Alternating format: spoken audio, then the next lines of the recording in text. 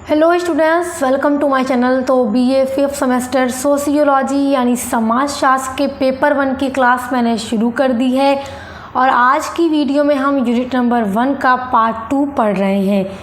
जैसा कि आप जानते हैं कि आपको यूनिट नंबर 1 में क्या पढ़ना है, समाजशास्त्र की उत्पत्ति के बारे में पढ़ना है कि किस तरह से समाजशास्त्र की उत्पत्ति हुई है और किस तरह से इसका विकास हुआ। देखिए, ये तो हम जानते हैं कि ऑगस्ट काम्टे समाजशास्त्र के फादर हैं और उन्होंने ही एक सब्जेक्ट के रूप में समाजशास्त्र को विकसित किया और समाजशास्त्र को नाम दिया समाजशास्त्र। तो आखिर किस तरह से ये चरण बनता गया और 1838 में ऑगस्ट काम्टे के द्वारा ये नाम दे दिया गया। तो ये 4 चरणों में पढ़ सकते हैं हम, प्रथम चरण, द्वितीय चरण, तृतीय चरण एवं चतुर्थ चरण। और चतुर्थ चरण में आकर ही ऑगस्ट काम्टे ने क्या किया, सोशियोलॉजी को नाम दे दिया, सोशियोलॉजी यानी समाजशास्त्र। तो हम प्रथम चरण से पढ़ेंगे। जैसा कि देखिए, पिछली वीडियो में हमने समाजशास्त्र के बारे में पढ़ा है, समाजशास्त्र के बारे में पढ़ा है, उसकी उत्पत्ति के बारे में पढ़ा है हमने, फ्रांस की क्रांति, औद्योगिक क्रांति और ज्ञानोदय काल का क्या प्रभाव पड़ा समाज पर। तो ये सारी चीज़ें हमने देखी।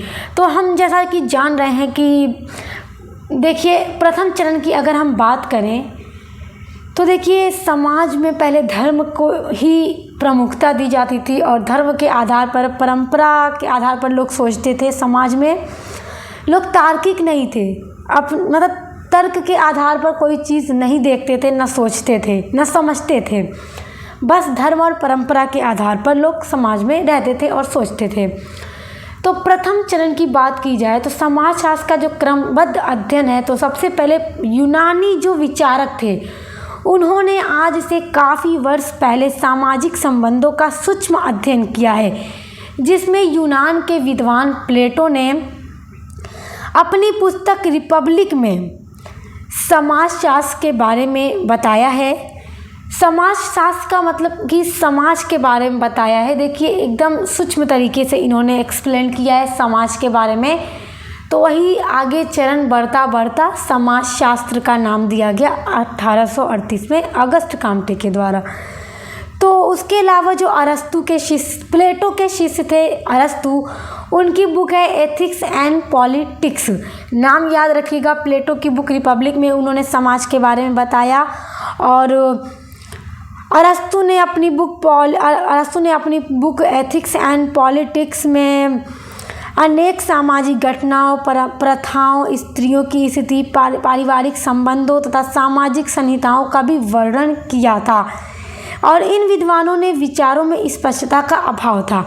ये जो विद्वान थे, इनके जो भी विचार इन्होंने दिए समाज के बारे में, समाजशास्त्र के बारे में, तो उसमें कहीं ना कहीं स्पष्टता का अभाव था कि चीज़ें एकदम सही क्लियर नहीं हो पा रही थी। और उस समय के समाज में धर्म का अधिक प्रभाव था, अतः सामाजिक घटनाओं का अध्ययन वैज्ञानिक दृष्टिकोण से नहीं किया जा सका उस समय में। तो हम कह सकते हैं कि कहीं ना कहीं प्रथम चरण में यूनान के ये दोनों विद्वान प्लेटो और अरस्तु ने समाजशास्त्र के बारे में अपनी पुस्तकों में बताया है, लेकिन तब भी उस समय में धर्म को ही अधिक महत्व था और परंपरा के आधार पर लोग सोचते थे, ना कि तर्क और वैज्ञानिक दृष्टि के आधार पर। अब हम आते हैं द्वितीय चरण में। तो द्वितीय चरण की अगर हम बात करें तो 6वीं शताब्दी से लेकर के 14वीं शताब्दी तक का जो काल था, समाजशास्त्र के विकास की द्वितीय अवस्था मानी जाती है।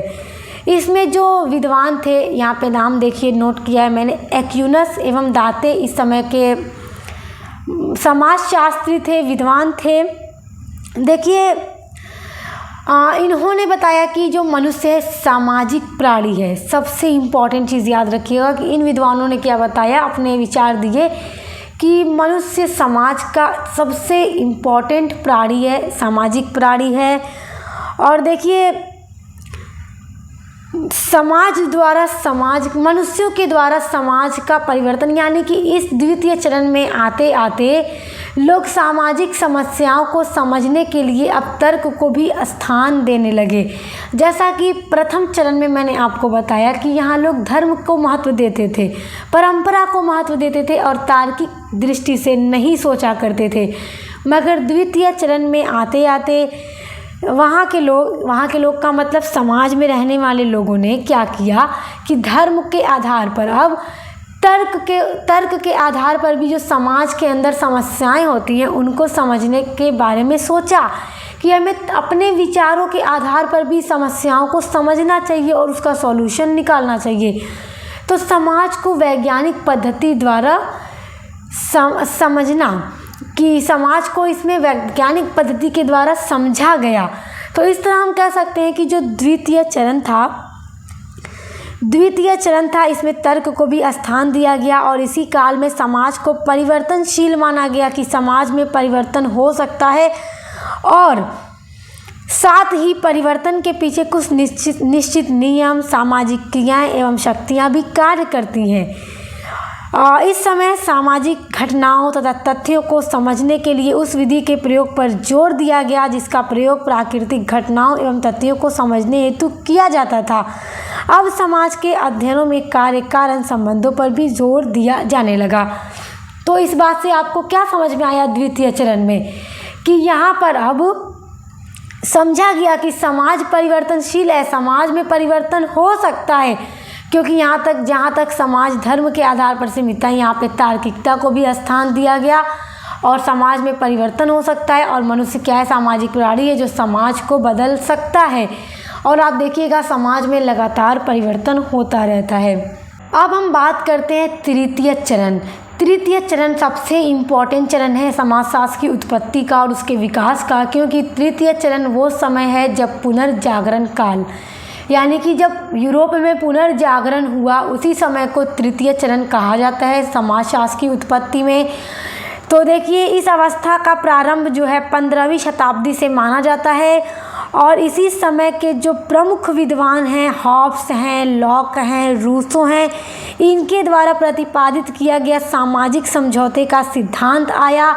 और सामाजिक समझौते का जो सिद्धांत था इसमें इन लोगों ने बताया कि समाज इसमें मनुष्य का रहन सहन, मनुष्य का व्यवहार कैसा हो सकता है, समाज में मनुष्य का रहन सहन कैसा है, मनुष्य का संबंध आदि के बारे में उन्होंने अपने सामाजिक समझौता के सिद्धांत में बताया। देखिए उसके अलावा जब पुनर्जागरण हुआ यूरोप में तो पुनर्जागरण से पहले क्या था ये मैंने आपको बताया कि धर्म को महत्ता दी जाती थी, धर्म का प्रभाव अधिक था। जब जो धार्मिक गुरु जो कह देते थे वही बात लोग सही मानते थे और उसी के आधार पर कार्य किया करते थे, खुद के विचार नहीं लगाते थे, खुद नहीं कुछ सोचते थे। लेकिन पुनर्जागरण जब हुआ तो पुनर्जागरण का मतलब फिर से जागना, फिर से जीवित होना।